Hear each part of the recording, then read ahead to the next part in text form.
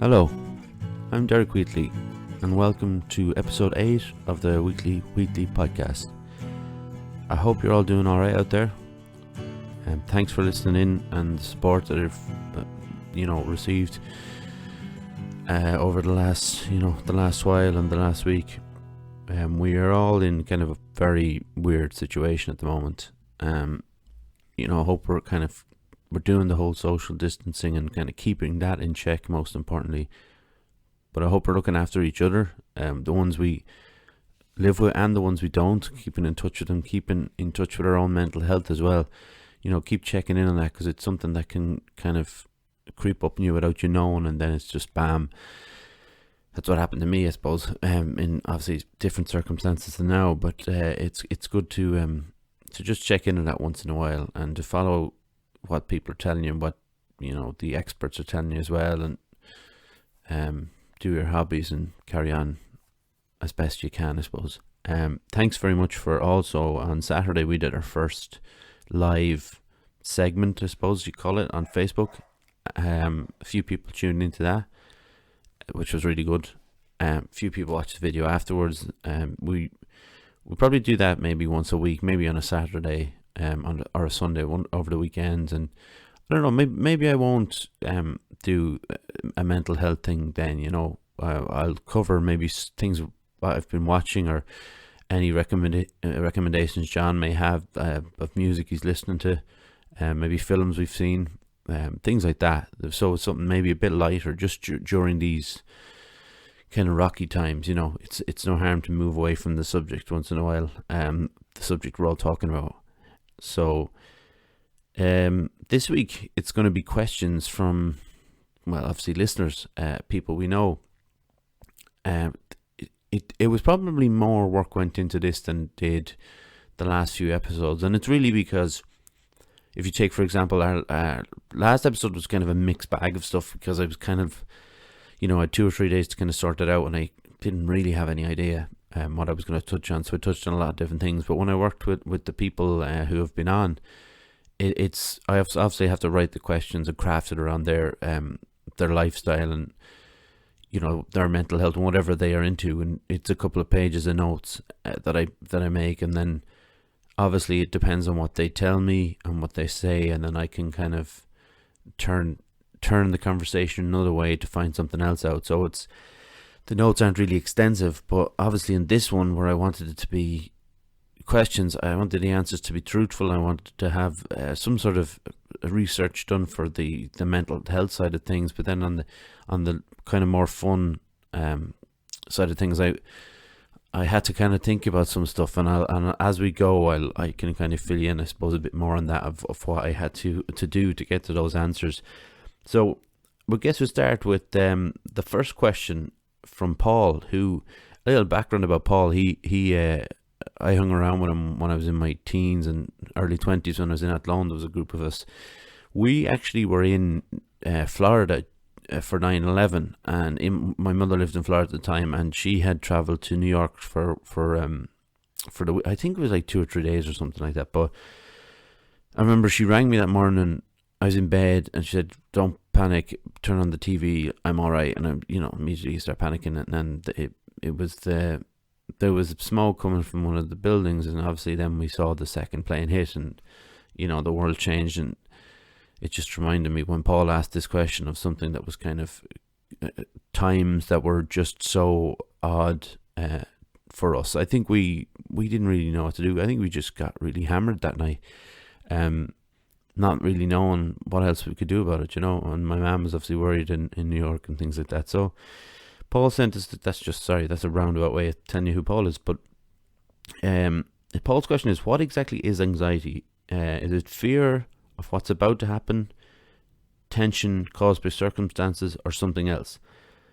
I would say that it is all of those above, and it can be. Now, for different people, it'll be a different thing. It may not be circumstances.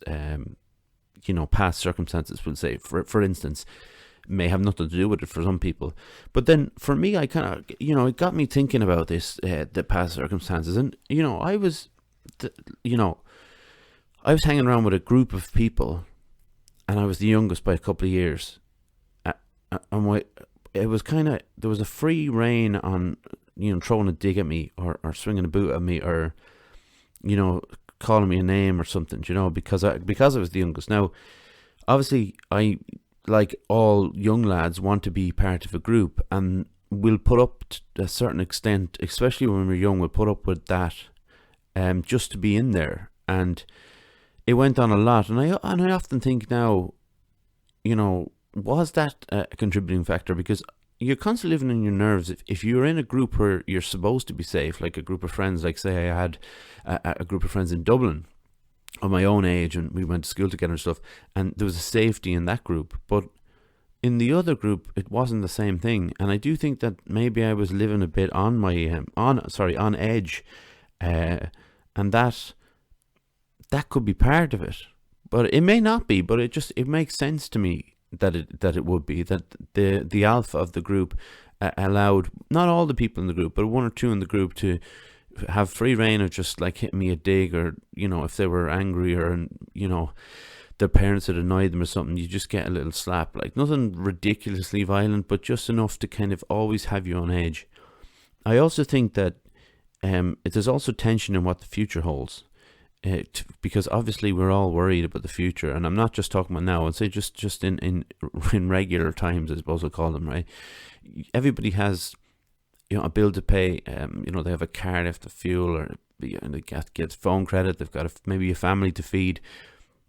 There's always tension, and in my experiences, what the tension is for me is that there's always something around the corner that I could really do it out, in the sense of maybe an appointment that I need to go to, or there's certain things that you have to do. You have to get like my tooth, which is still hurting me actually, which is really getting on my nerves now. But sorry, that's rubbing my beard. It sounds terrible on the mic, but sorry about that. But yeah, it's a certain thing of, there's always something you have to do, and for someone who is anxious, that's going to create more anxiety. Another thing about it, as I said, about like something, you can be born with anxiety. You hear about the anxious child or an anxious baby. Maybe you've met an anxious baby, and there's a particular, you can feel it off them. Like some babies, if you bang behind them, they won't even budge, but some will nearly jump through the roof, and that's what it feels like as a grown-up as well, that you're always waiting for that bang, that something to happen, and it's a freaky experience, and it's unpleasant, and it's constantly there. And we have, as I said about there's one thing I learned, actually. It was a while ago, and I wanted to look it up, because it's just a weird fact about anxiety that I kind of find so fascinating.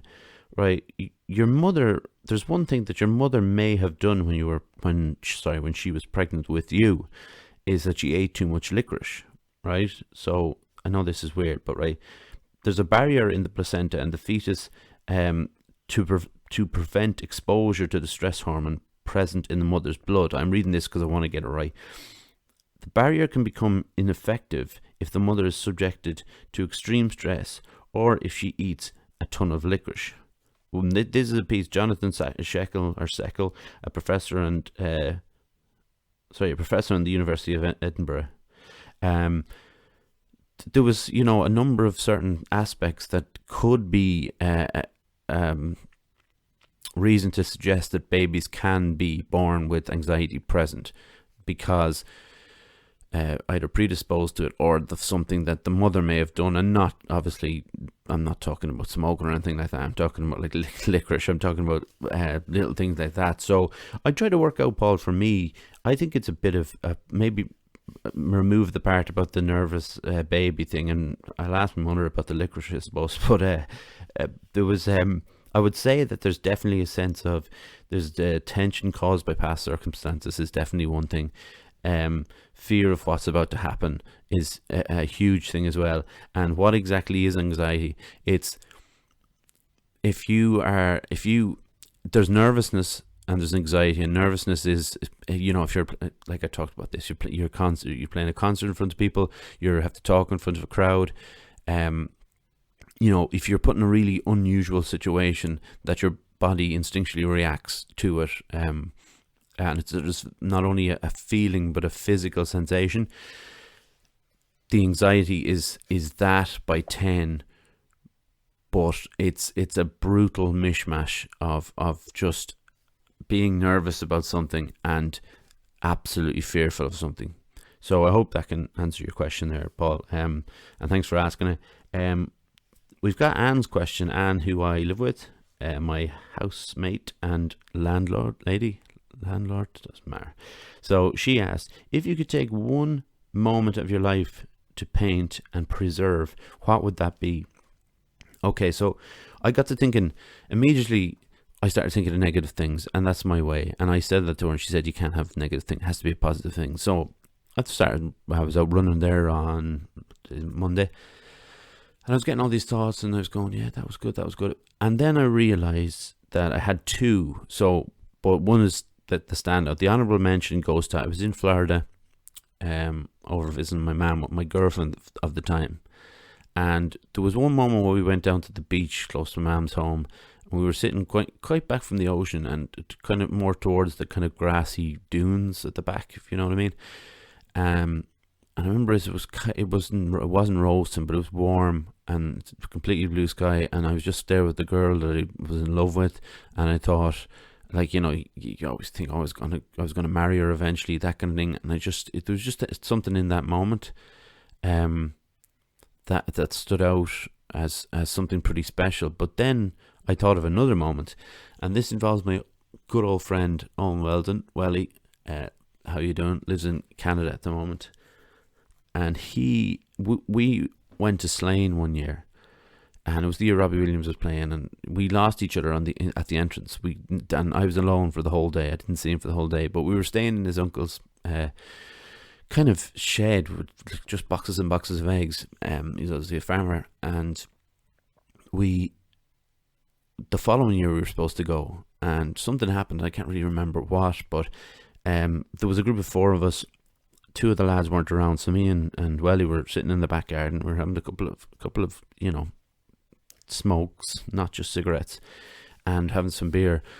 And I remember it was it was a beautiful night. It was the night of that Slane that we were missing. So we were listening to the Doors actually, and the sun was going down. I started dancing like real stupidly to Alabama song by the Doors.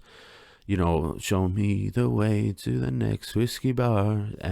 So I was kind of real silly dancing, like, and I just remember it was such a high, like I was in love with everything that was going on, and that kind of just stands out for me as one of those moments where it's just really 17, maybe 18 years of age, just carefree and just loving life. And I remember Welly said to me afterwards, that was a bit that you were starting to freak me out with that dancing, but that was funny. But that kind of stands out, and that'll make my brother Simon very proud, because he loves the Doors. Thanks for the question. And Sean is up next with a question. What part of the brain creates anxiety? The primal part, which is your instincts, or the human part, which works in morals, ethics, values, and beliefs? It's a tough question. And I suppose, like Paul's previous question, it's entirely possible that it's both. The anxiety instincts immediately makes you think, obviously, of the fight or flight mode. Yeah, the fight or flight. I don't know why I had to think about that. But if you watch your nature documentaries or something, animals are always ready, it seems, for that. You have the gazelle drinking at the water, and he's constantly checking, and he's constantly scanning the area that something might pop out of the water, or something might ambush him from either side. It's the fight or flight thing, and that's obviously the animal side of it. But it can be created by tested morals as well. I found and ethics, because life will push back against you. You might have a certain strict set of morals, we'll say, and you're in this mode of survival, much, not fight or flight, but in a survival mode. You have this idea that you should be working at this, your children should be brought up this way, taught at a certain school. But that can, all go out the window, and it can all change in the blink of an eye. But are you ready to change with it? And I guess that's part of the mind would create anxiety around that. So another thing on those on that as well, when I had Josh on, and he mentioned we needed something to believe in, and like there was maybe this emptiness that creates a kind of confusion, and it upsets us and causes vulnerability, which can lead to anxiety. And I don't believe in God or religion or things like that. So I suppose when Josh spoke about that, I questioned of what was it something that I was missing in my life, not so much a God, but a belief about something. And when you think on deeper levels, I think there's no way you cannot avoid some sort of anxiety or some sort of a depression that creeps in with that, because it depends on how deep you go on this, to what level you go. You will find that if you keep digging, you're going to find something you don't like as well as something you might like. But something you don't like can lead to nervousness or anxiety, if you know what I mean. So I think, Sean, I think for me, I think it's a bit of both. You're very well read yourself, and I'm friends with you on Facebook, and you talk about anxiety a lot. So I would like to, we'll get in a chat, because spoiler alert, you'll be coming on this show when we're back and running. I'd love to hear. I'm going to keep this question, and I'd love to hear your opinion on it. But I do certainly think that I think the part of the brain maybe that creates it for me is this is just for me, obviously, but it's the animal side of it. But I do think that there is that other side of morals and values that certainly contribute to it. I hope that answers your question. It probably doesn't, but I'm trying here. I'm no expert in these things. I just go from my own experiences with it. Question 4, Josh asks, what are your go-to films after you're feeling down? Now, this was a great question for me, because it really got me kind of thinking outside the box. I knew two immediately came into mind. And people might be a bit surprised by a couple of these. So the first one was Dumb and Dumber, right? Now, when we were kids, me and my brothers, we watched that on VHS. We had it recorded from TV as well, I think, at one point, and it was just a quote machine for us. And we still do it. Like, if we're in company and somebody says something that triggers a line from Dumb and Dumber, we can go off on it, and we could quote it from start to finish. So it's something very comforting for me in Dumb and Dumber, and I will go back to it. It's a film that you can stick on in the background too. Sometimes those films are hugely necessary in life, where you're getting things done. You're knocking around with bits and pieces, where you're doing a bit of DIY or whatever, and you can have it on the background, and your favorite jokes are coming, and you can dip in and out, and it's something very comforting in that for me. So when I'm feeling down, I stick that on. A slightly different one, a weirder choice maybe, is called Meeting People is Easy by Grant G. It is a 1998 documentary about Radiohead on their OK Computer tour. There is some sad scenes in it involving Tom York. He's clearly struggling through things that I can relate to in a different way, but anxiety is universal, we'll say, right? So I'm not saying that he was going on stage in front of 20,000 people every night. I'm not doing that, but I certainly can get the anxiety, the feeling of anxiety from him on it. There's one scene in particular where he's walking around a green room, and he's upstairs in it, and there's a party for Radiohead going on downstairs, and he just doesn't leave the room, and it's kind of shown on the CCTV. Most of it's so weirdly shot, actually, but it's really cool, and the music is great, obviously, but the CCTV is pointing down at him, and it's cutting between that and showing the band kind of milling around, the I wouldn't say executives, but like the group of people who are there to kind of idolize their favorite band. And York is just pacing upstairs, and it's kind of sad, and really struck me as I saw it before my grandmother passed away, but I remember when she did, and I was upstairs afraid of the people below, and it just hit me again, and I watched it after that. And it's just, it's a hard film to watch. There's certain parts of I can see in he has this moment where he's filming the No Surprises video, and he's doing a Houdini stunt where he's got a diving what are they called? A diving helmet, I suppose, on, and they're filming with water, and he's trying to sing or mime through it, and he just gets so angry, and they had to like stop and start again. Excuse me. So I can definitely attest to something that there's a deep, if you are feeling low or anxious, there's a deep anger down there, and it's really to do with the fact you're angry at yourself for being like this, because you will beat yourself up when you're depressed. I could relate to what he was doing there.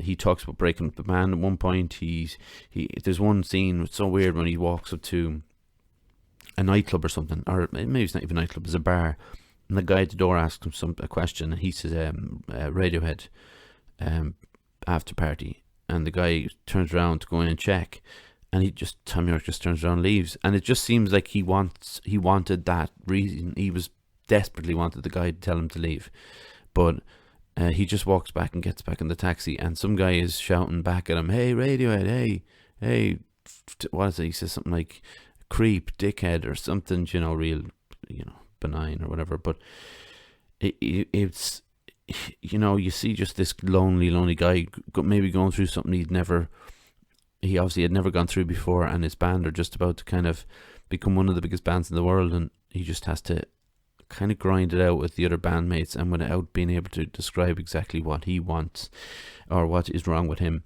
And it's not that it's a cheery film that I go to watch, but it's certainly one that I can go to watch, and I can see a real hero of mine as for a songwriter and a musician who has been through that kind of stuff. And I look at him now, and he just seems like really cool and really happy, which is great. The next up was then Monty Python and the Holy Grail, just amazing, the best comedy film of all time for me. I watched it, used to watch it, but the first time I saw it was with my friend Jer and Steph, and we were having a few drinks and a little bit of hash, and just it went from watching it one time to watching it so many and quoting it it's a quote machine, and you can just keep coming up with zingers, and I just love the film. I think it's brilliant, and everybody should watch it. The fourth one's The Last Detail, directed by the great Hal Ashby, who made like Coming Home and Harold and Maude. He's done, if you look at his filmography, he's done absolutely exceptional films, and this is one of them. It's very much it's a road trip film. It stars Jack Nicholson and Otis Young. They're two Navy Marines who have, not Navy Marines, is that a word? I don't know, but they're two Navy men. I should have said that. So they're two Navy men. They're escorting a very young Randy Quaid, who's really good in it. This is before, because he was typecast, but they were escorting him to a naval prison, and they have to bring him from where they are to kind of Portsmouth, which is out on the East Coast. And it's funny, it's tender, it's sad. It really is a classic of its time, and not enough people have seen it. It's like Nicholson at his peak, and Nicholson at his peak in the early 70s was just an absolute joy to watch. I'd recommend it to anyone. And the last one is There Will Be Blood. It's my second favourite film of all time. It is perfection. It's like a piece of art from direction to performance, especially obviously Day-Lewis. It's a masterpiece, and a word not to be used, too often, but it's a very appropriate here. I think of There Will Be Blood. They talk about art forms, and there's there's obviously painting, there's prints, there's films, music. I just think of things like There Will Be Blood, films like There Will Be Blood, as works of art where people who are really into like painting, and they're artists, alive or dead, and they'll go and sit in museums and they'll just stare, and that's their day. You know, they'll sit there for an hour in front of one page. They can see stuff that we can't see. Maybe people who, like my mum, for instance, does an art history course in Trinity, and she could see stuff that we couldn't see. But when I look at There Will Be Blood, I just see just an absolute masterpiece. There's nothing wrong with the film. It's absolute perfection. So when I am down, the good thing about it is it's quite long too. When I am down, I'll sit there in front of that and I'll just take it all in. And it's an amazing film, and it's very hypnotic too. So yeah, There Will Be Blood. I hope that answers the question, Josh. Thank you very much for that, because it was a really good one. And another good one here from Sean. Another one from Sean. How do you become an expert in being anxious? Again, Sean, we might have a difference of opinion on this one, but I don't think you can become an expert on it. You write really well, as I say, about anxiety, and I appreciate the posts you put up. But I do think that for me, the anxiety kind of moves and evolves under different circumstances.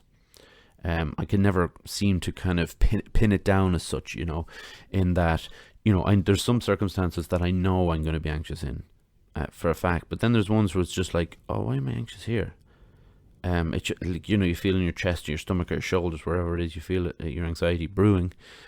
You think, I can't really figure it out. So I do think it evolves and it moves around a bit. It affects people differently as well. So to become an expert in something that is something that moves around in different people in different ways, it's very hard to do. And it's a separate feeling and an experience for each person too. People say they get it. Like I said the other day when I was anxious in the dentist, I couldn't feel my feet. That's, for me, was very strange. So I do think that people feel it in separate parts of their body, and it's such a hard thing to press or to pin down. But I think we can definitely improve on our knowledge of anxiety by sharing our experiences and sharing our own knowledge of it, because I do think that you can, while I don't think you can become an expert, I do think that you can become very, very well versed in it, and also very, very helpful and very important to other people in what you impart, like you do, your wisdom, and hopefully that I do a little bit. I'm not saying I'm not as well versed as you, in the sense that I think you've certainly studied it and you're way ahead of me, but I do think that between us, I think we can help other people coming through who have anxiety, and they might see it as something that's not going to control them, and certainly not control them as much as it has controlled me. And I think that's very important. So I hope that's all right for you, Sean. And once again, thanks for asking both your questions, really. Fusion Training Centre, Monkland Athlone. A place to train in Brazilian Jiu-Jitsu, kickboxing, martial arts and CrossFit. A great atmosphere with experienced coaches and a real sense of community. If you want to join the team, find us on Facebook at Fusion Training Centre or drop in for a chat. Fusion Training Centre. Train like a warrior.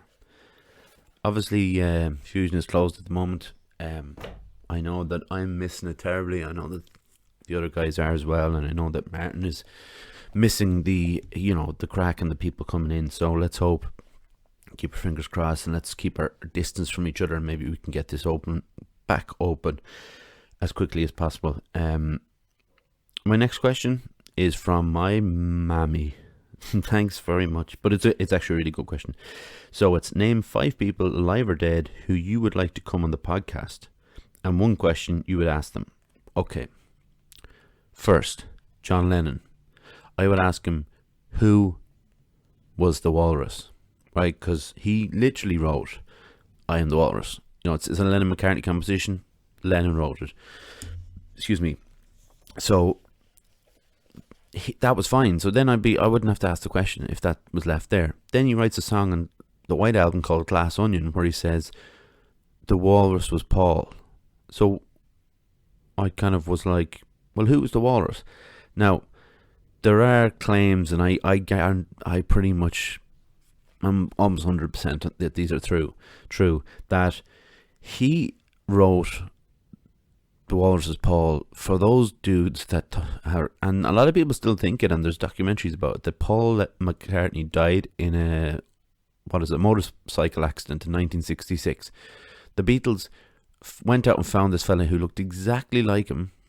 Did a bit of work on him, but made him look the way he did. Apparently, because he can write and sing it just as well as Paul, which is really weird. So the Beatles heard about this and thought it was great fun, great crack, that there was this group of kind of lads, or probably more lads, because lads love conspiracy theories, that Paul McCartney was dead, and they started leaving these little clues almost. So there's one about like the Walrus was Paul. There's this thing on the White Album cover where I think he's wearing something on his chest, on his lapel. There's one on the front of Abbey Road where he's not wearing any shoes. So if you look at it, I'm actually looking at the cover now. It was kind of like John Lennon was the priest. Ringo was, what was Ringo? Oh, I can't remember now. But then Paul McCartney was dead. That's why he wasn't wearing any shoes. And then George Harrison in the back was the gravedigger. There was all these theories. So I just asked him that for the crack, because I've read so much about the Beatles now that I don't know if I have any questions for him. But I just want John Lennon on the show, really.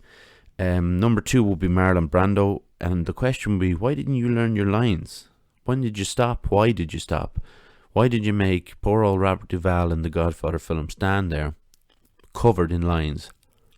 Like, there's a great picture if you look it up, and he just got sheets of paper on him of Brando's lines, because he just couldn't be bothered learning them. And it's really sad, because after the Godfather, it just kind of started going downhill, and maybe it was just his interest had gone in films. And what a waste of talent. He could have been a contender.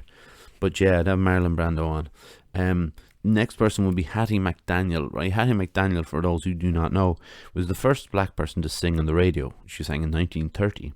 She was a singer-songwriter. She was also an actress, right?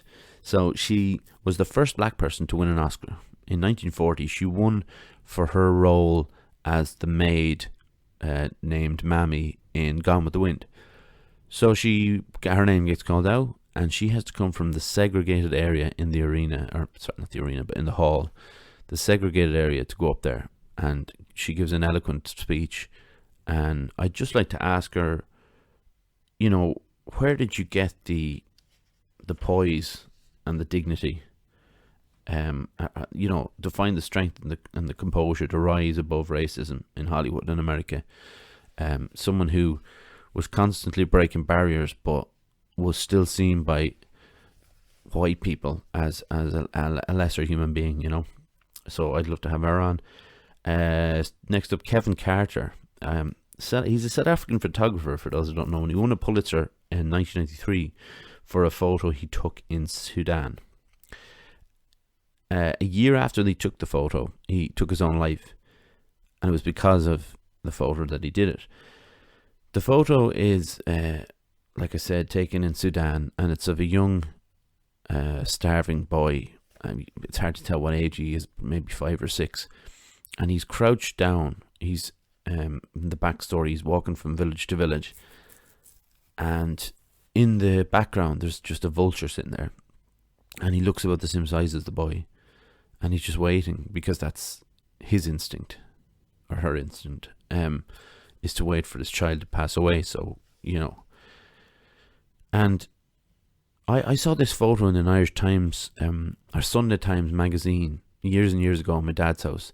I used to look through at the photos, because they used to have some really absolutely unbelievable class photos, but not to the heaviness of this. And I just saw this, I was kind of blown away by it, and it never left my mind. And still kind of, if you are someone that is shook by, it is really horrific, the photo, and it's just something that haunts me. And I looked up Kevin Carter afterwards, and I found out he took his own life because of the photo, of the guilt that he had, that he didn't intervene, and what his thinking at the time may have been, that he wasn't supposed to intervene as a photographer. That wasn't what his job was. His job was to take the photos and capture, life. But the guilt was too much for him. He felt he could have picked the boy up and brought him to the village. There's no backstory, or sorry, there's no history of what happened to the boy. So I would like to ask Kevin Carter, like, how do you think things would have changed if you did intervene instead of just taking that photo? Because when he took the photo, he won the Pulitzer. He was on his way to becoming one of those hugely influential photographers. He was in this club called the Bang Bang Club, who had worked in, you know, the end of apartheid South Africa, and he took photos in war zones and things like that. So he was an up and comer, and, you know, because of that photo, it all ended. I'd love to ask him that question. And of course, the last person I'd have on would definitely be my grandfather. He is, I said it before, he's one of the nicest men I've ever met. And he was married to one of the nicest women I ever met, who sadly passed away in 2017. But I think the thing about Dad that's always stood out to me is what he's like with people. And I would ask him that, how do you talk to people the way you do? He's exceptional. He still has he was a maths and woodwork teacher, and he still had students calling to his door when we were kids. He probably still does now. And I remember one day we were in there, me and my mum were up there, and he needed to call Sky. I don't know if he wanted to cancel it or something. So my mum rang it for him, so we had to, you know, to wait on the line. And then the guy came on, the young lad who was based in Cork, and he had to talk to my granddad because he was the owner of the house. So you put on within 45 seconds, he was talking about hurling with the lad, like, you know, this just one of those people, an incredible person to chat to and be around. And I'd you know, the main reason wouldn't be just asking that question, it'd be just to have him on the podcast so everybody else could get to meet him, you know. He's an amazing person, so thank you to my mum for giving me that opportunity to talk about him. Number 7 is from Jer. So his first question is for John, so John gets one. John is up.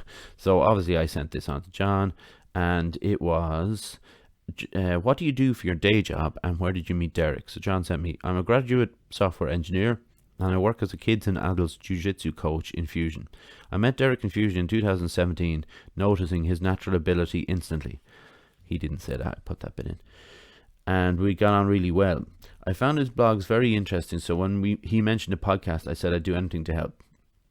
And now that is kind of, he did do that, but he offered to do the technical side of things, and I'm not well versed in that side of it, and I had to make him. I became like I to we, and what was important for me to have John on board was the fact that I had someone who could bounce ideas off, and someone who could turn around to me and say, well, this is what we should do here, this is what we do here. Another thing, there's like 14, maybe 13 or 14 years between us, and I think his ideas are quite different to mine, and that's a great thing. I can sense the found to me just does I was so happy when I got the technical side taken away from me that I wouldn't have to do it, but there's a lot more to it than that, to this kind of partnership that we've developed, so it's great. Jer's next question was, is there any film remake you consider on a par or better than the original? Yes. I started thinking about this without going online. I was like, there has to be one or two in my head. The first one I thought was Invasion of the Body Snatchers. I do like the original film, but I do think the 1978 version is better. I think it's what would you call it? Its grasp of tension and paranoia strikes me harder, and I do think that in the 70s there was this paranoia around. There was unofficial title was the Paranoia trilogy by Alan J. Pakula. What was his name? Pakula. Yeah, I think that's the pronunciation. Pakula. And he brought out Clute, The Parallax View, and All the President's Men. And it just, you could the amount of tension in those films. And it's set, you have to think of the 70s had the Cold War, and they're in the middle of the Cold War, the States, and Watergate's going on. And this has got to be adding to it. This has got to be adding to it that you have the Conversations, another film from the 70s. It's pure paranoia. So I get that from the Invasion of the Body Snatchers, and I love that face that they make. I won't ruin anything, but the posture that the pods make when they spot humans that have yet to be kind of taken over, it's so creepy. Cape Fear, again, really like the original. Rob Mitchum in it's class. Is it Gregory Peck in it as well? I think it is. And the feel of it is really cool, the original, but the remake is just like this. It's real dirty. It's kind of it's sleazy for sure. De Niro goes all in. You know, he's having great fun. He's chewing up the scenery, like those bits with him and oh God, what's her name? Juliette Lewis. They're just they're creepy as anything, and I just think I do think it's a better all-around film. I think Scorsese has a lot of fun with it too. And the third one is Little Shop of Horrors. It has to be. We watched the original when we were kids. That big the Feed Me Seymour stuff and the music, and compared to the original, which is quite flat if you watch it, and it just doesn't. It's not very good. And like Roger Corman is like king of the B movies, but I don't know. I think that was a miss for him. I think he's had plenty of hits with his B movie career, but that was a miss. And I just think that Rick Moranis was perfect in the role, and it's just a fun movie to watch. And the Feed Me Seymour, you can't get better than Feed Me Seymour, you know. Thanks a million, Jer, for those questions. Next up is Joanne. Her question is: did you find you feel a little more freedom and less internal isolation since being open about your mental health? I would say 100% more freedom to be yourself around people. That's the most important thing. I'm not hiding stuff anymore about myself. I've no worries that, you know, the whole thing of like, it's if your cards are on the table, people can make their choice. Then there's no suspicion or people thinking like, what's the story with him? You know what I mean? I don't mean that I'm not slagging people, but I do think there's a certain element of that comes with all of us. So when my mental health was out on the table, I definitely felt that I was much more free. I think people open up to me more, and I like to think maybe I can help them in some way, and I think that's quite rewarding for me. And I like that fact. I think some people also don't approach.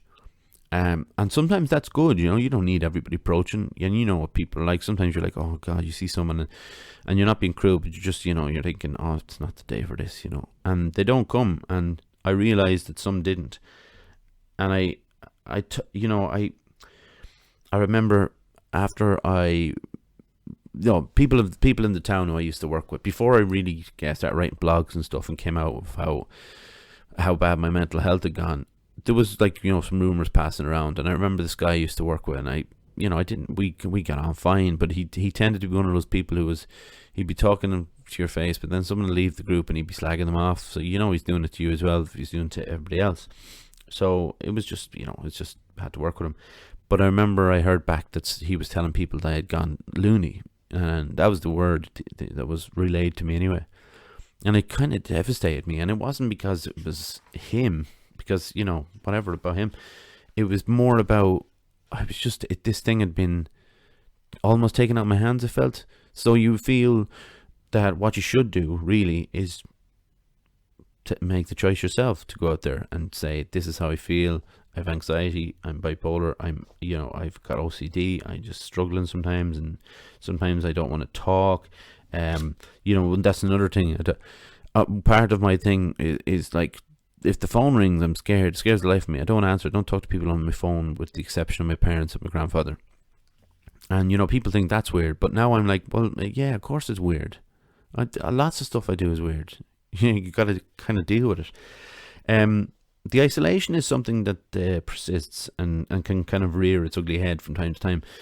I'm tuned into it a bit more now. And I suppose I have people who I can talk to and tell that I'm struggling and I need help. So the isolation can be something I can live with, I can embrace, or it's something that I can share with other people and say, I need to tell you this because it's going to get it off my chest, and I'm going to be a little bit more open. I have Anne downstairs to tell these things to.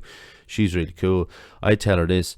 I feel better about myself. She gives me some little pearls of wisdom, and the next day comes, and that has helped me an awful lot. It's a huge weight off my mind and shoulders. I would advise anyone at home to courage to pick the person. You know, there's always a person you can share your problems with, and just do it. Just go for it. The ones that, you know, when I think of going back to someone calling me loony or something, the ones that don't accept me are the very ones who are struggling themselves. So I do try to find, I've struggled with the guy who said that about me, but I do try and find empathy for those people who don't accept me, because I think there's something else going on in their lives, and it's hurting them. And I'm trying to be kind. So I hope that answers your question, Joanne. And if to anyone who is feeling this kind of internal isolation, please share it with someone else. So, question 9. Breed, my sister-in-law, asks, if you are feeling sluggish and low and don't want to get up, what are your tips to get yourself motivated? Okay. Now, I try to find reasons to stay in bed and play them against the benefits of getting up out of bed. And I know that sounds like the most basic answer and the most obvious answer, but it genuinely does work. I try and find a purpose, I try and, where I know, obviously, Breed, you have 2 kids, so your purposes are different than mine. But my purposes will be, I have to go for a run, or I have to go into fusion, or I have to write, to watch a film even. Like, that's not a purpose, but it's something that I enjoy doing. So it's even that is the emphasis on getting out of bed, puts the emphasis on it, So I do think find the reasons to stay in bed and play them off the benefits does work, in the fact that, like, what are the reasons for staying in bed? Like, are you tired? You've woken up. This is obviously, there's the depression side of things. I know they align that with staying in bed and things, but that's not the way it is really for everyone. I also think, I should say, it's not the way for everyone, in the sense that I can't stand the nighttime, right? So the bed is an extension of that. So it unnerves me. And if I sleep too much and don't exercise in one day, I'll lie awake the following night and worry about everything in the dark, just hating everything. And I suppose, excuse me, for me, it's very much a case of, do I want to, like, what is the thing the things I dislike most is like I say, nighttime lying there thinking about things and not being able to sleep, because I'm on my own then, I can't just turn around and start chatting to someone. It's not, there's no option. And you're not going to start texting someone at night time, because I hate when people do that to me, as the lads can attest to. So I do think that my purpose then can be, well, get up now, go for a run, go train, and whatever it is you're going to do, come back, have something to eat, you're all set for that night. So that's my purpose, and you'll find everybody will have a purpose. They just need to find it and dig it out. The motivations again are differ. I think for me, OCD is it can be a positive thing for kicking your ass out of bed. I like to get up at 5:45. If I don't get up at 5:45, say if I lie in, it doesn't happen too often, but say if I do, I'm very annoyed with myself, really annoyed with myself for not getting up. And it does ruin my day then, because everything's out of sync, and I'm like trying to peg things back, put, what is that saying, round squares? No, round squares? That's not a thing. I'm tired. But, is it something to do with pegs? The saying I'm thinking about. My brain's gone to mush with all these questions. But I think, like, the OCD is definitely something that helps me along that way in positive ways, more negative ways, I would say. So, Breed, that was the most muddled answer so far, and I'm sorry about that. But I probably should have prepared a bit more for that. But yeah, find your purpose, and don't dilly-dally, just do it. Square pegs in round holes. That's what it is. God damn it. Square pegs in round holes. So yeah, the worst thing is I don't even remember what my point I was making about the square pegs and round holes now. Anyway, so Simon has a question for me. My brother Simon. Who is your favourite superhero? Right. Now, he knows, and I hope everybody from Fusion is having a good laugh at this as well, because everybody knows I don't watch superhero films or comic book films or whatever you want to call them. I get killed for calling them comic book films. Apparently that's disrespectful or something. So I didn't have to think long and hard about this. Sorry to disappoint Simon, who is a big Batman fan, but I would say Superman.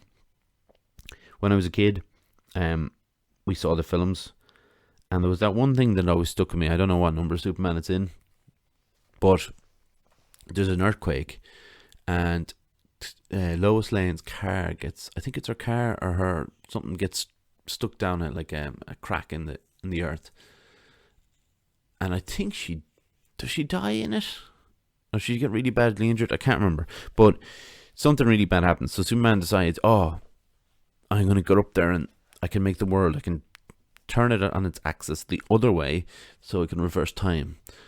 It's scientifically inaccurate, but so he does that, gets back down, she's saved. And I'll address this to Simon because he loves this. You know, when I do that thing when I go into a shop and I'm so anxious that I muddle my words up, and I'll say thanks much or something like that. That's essentially the reason I'd like to be Superman, so I could. And it is a lot of effort. If I say it to somebody behind the counter and say thanks much, it's a lot of effort to then go up, spin the world on its axis, make it go back in, get back down, and then say thanks very much. I know that, but sometimes it's very embarrassing when I do that. So that's why I would pick Superman. Batman can't do that. That's the only reason.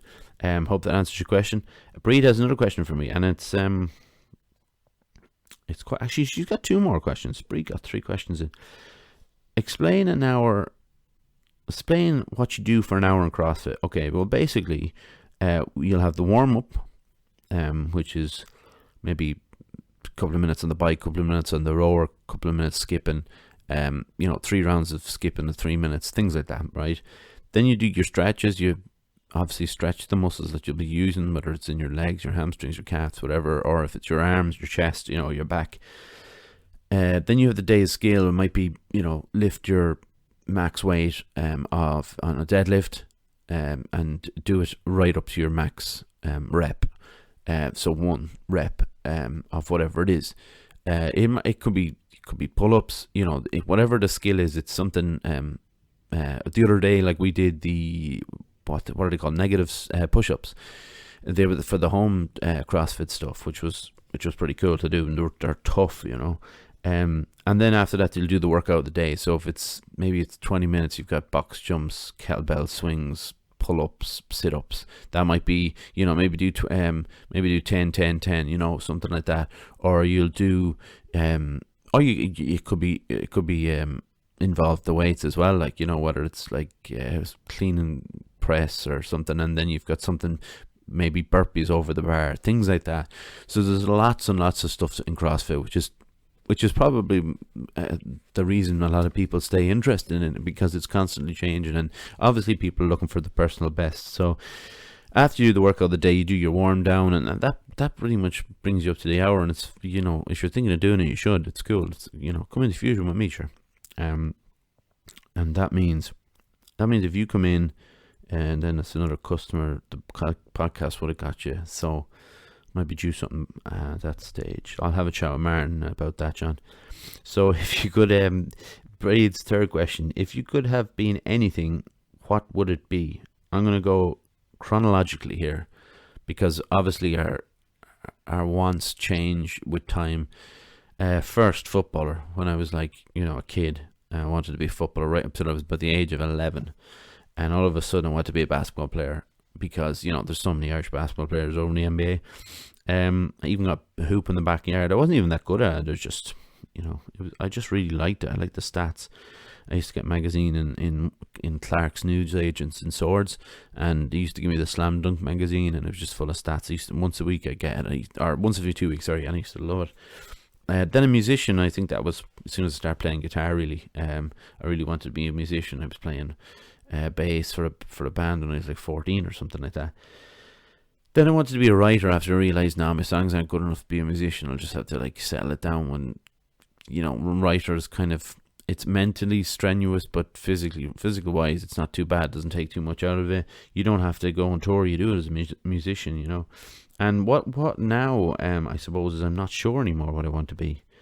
And I don't mean that in a sad way, by the way. It's just, what can I be now? Like, that's what I kind of wonder. Can I, I'm 37. I've got, I'm not. This isn't meant to be a sad sounding end to the podcast, but I'm restricted. We'll say I'm on what is it called? Disability. I pay. I'm paid $200 a week, and it's good. It gets me by. I don't have too many asks, wants, or needs, or whatever. So what I want to be now is I don't really know. But I'm enjoying doing this. That's one thing. I enjoy doing what I do in Fusion. I enjoy getting up and going for a run. I enjoy dissecting films. I really enjoyed the other night doing the Facebook Live. I was quite nervous. But everybody was cool. There was a few messages coming in. Even my little niece Ollie said hello, and my older nieces then were standing little angry faces and stuff. So that threw me off a bit, but it was good crack. So what I want to do now is maybe just enjoy this podcast. Try and get through this stuff that we're seeing on the TV every night, and. I saw Britain's gone into lockdown, and there's photos of people in the full subways still, but they talk about necessary work, but unfortunately, work is necessary for a lot of people, because they've got to eat. So I don't know where to stand on that thing. I thought the social distancing and walkways and in beaches was ridiculous, but I suppose I can feel a bit more sympathy for people who need to work and are trying to get there and have no other means of doing so. So, yeah, look, what I want to be is just asleep at the moment. I'm very tired. I hope that didn't come across. I'm just struggling a bit today. I think my mood is a bit low today. He's just getting up and you just hear the wind and and you're like, oh, this again. So I think maybe I need to do a bit of look after myself today. Maybe go for even if it's not a run today. It's supposed to be a day off, so maybe not a run, but maybe a walk. Just get out there. I'm out in the country. There's nobody out on the roads. One or two people at the most. I have all the time in the day, and I have nothing to be kind of worrying about it as such just yet. So I want you all to kind of keep safe. Keep listening to us. Keep, share it with your friends. Subscribe to YouTube. Tell people about this podcast, because we've exhausted the Facebook route of gaining more followers, because it just exhausts itself. You get to a certain point, so it's kind of down to you now. That we're hoping that maybe you can just pass around this the name of this podcast and say, look, this is worth having to listen to. It's two lads have put this together, and they're kind of trying to hopefully help people, and kind of help ourselves along the way too. Listen, I'm going to leave it there. I'm going to say my shout out to John. Thanks a million, kid. Doing a great job. I want to say thank you to Ger, to my mom, my dad, my grandfather. I want to say thanks to John's parents and his whole family for just raising a proper fine gentleman, who's kind of come on board with me on this, and we're doing something, So listen, subscribe to our YouTube channel, please. You'll find us on Facebook, Instagram, Twitter. So Facebook is the Wheatley. Instagram is Wheatley the Weekly, and then Twitter is the Wheatley. We're on Spotify, Apple Podcast, Breaker, Overcast, Pocket Cast, Google Podcast, and Radio Public. My voice gave up on me there. Thank you so much, everybody. We really appreciate it. All the love in the world. We're going to keep doing this. Stay safe, and we will talk to you next week. Mind yourselves.